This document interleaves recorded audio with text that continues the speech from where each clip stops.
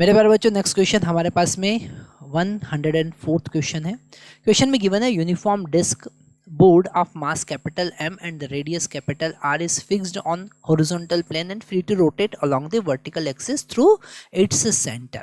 A man of mass small m walks around the edge of the board without slipping. Okay, तो हमारे पास में एक board है और इसकी पेरिफेरी पर, इसके एज पर एक पर्सन मूव कर रहा है और मान लेते हैं कि उसकी स्पीड जो है वो v है। ओके, तो when he walked completely around the board to his starting point, find the angle turn by the board. Okay, जब वो पूरा सर्कल कंप्लीट कर देगा, ओके, तो ये जो बोर्ड है डेफिनेटली जब ये मूव करेगा तो बोर्ड अपोजिट डायरेक्शन में मूव करना स्टार्ट करेगा और मान लेते हैं उसका स्पीड अपोजिट डायरेक्शन में ओमेगा है। और अगर पेरिफेरी की स्पीड बात करें तो ओमेगा अपोजिट डायरेक्शन में पेरिफेरी का स्पीड होगा ओमेगा इंटू आर। ओके, तो एंगुलर मोमेंटम कंजर्वेशन का अगर हम कॉन्सेप्ट यूज करें तो स्टार्टिंग में एंगुलर मोमेंटम 0 था और बाद में जो डिस्क है उसका मोमेंट ऑफ इनर्शिया mr²/2 होगा। ओके, और उसका स्पीड ओमेगा हुआ। तो ये एंगुलर मोमेंटम हुआ डिस्क का, प्लस अगर हम पर्सन की बात करेंगे तो पर्सन का मास इंटू उसका वेलोसिटी, पर वेलोसिटी हमको लेना पड़ेगा ग्राउंड के रिस्पेक्ट में, तो ग्राउंड के रिस्पेक्ट में वेलोसिटी होगा v माइनस ओमेगा आर। अगर v जो है वो velocity with respect to platform है, ये जो है हम मान के चल रहे हैं कि it is velocity with respect to platform. Okay, तो यहाँ पर हम ओमेगा का वैल्यू फाइंड करेंगे और ओमेगा का वैल्यू फाइंड करने के लिए हम इसमें आर का भी मल्टीप्लाई हमको करना रहेगा।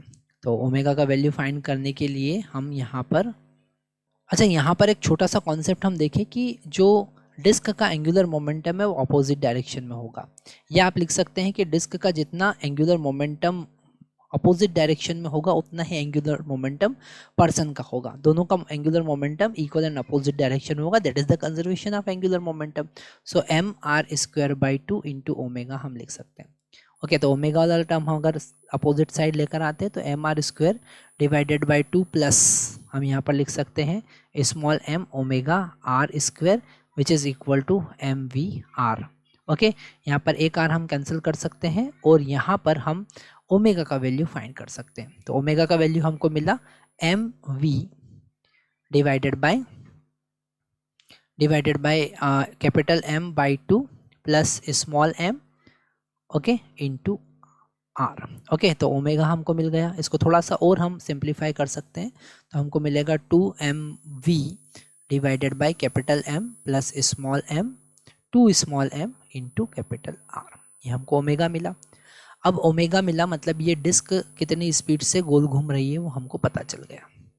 ओके, और हमें अगर ये पर्सन जो है वो डिस्क के ऊपर कंप्लीट सर्कल करता है तो कितना टाइम लगेगा, तो सब हम यहाँ पर कैलकुलेट करते हैं। Time to complete 1 revolution. Okay, एक रिवॉल्यूशन कंप्लीट करने में कितना टाइम लगा, तो t इज इक्वल टू उतने टोटल डिस्टेंस चला 2πr और v स्पीड से, क्योंकि प्लेटफॉर्म जो है वो प्लेटफॉर्म के रिस्पेक्ट में वो चल रहा है तो प्लेटफॉर्म स्टेशनरी होगा और वो गोल गोल घूम रहा है ना, v स्पीड से। एक्चुअल में प्लेटफॉर्म मूव कर रहा है पर रिलेटिव वेलोसिटी ये कहता है कि जब हम प्लेटफॉर्म के रिस्पेक्ट में रिलेटिव वेलोसिटी फाइंड कर रहे हैं तो वो स्टेशनरी हो जाएगा।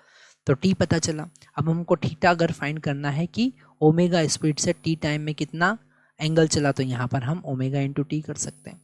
ठीक है, तो ओमेगा का वैल्यू हम ऑलरेडी फाइंड कर चुके हैं, that is 2mv divided by capital M plus 2 small m into r, और टाइम हम यहाँ पर निकाल चुके हैं, that is 2πr divided by v। तो v से v यहाँ पर कैंसिल हो जाएगा, कैपिटल R से कैपिटल R कैंसिल हो जाएगा, हमको मिलेगा 4πr divided by into small m, r cancel हो चुका है, मतलब 4π into small m divided by capital M plus 2 small m।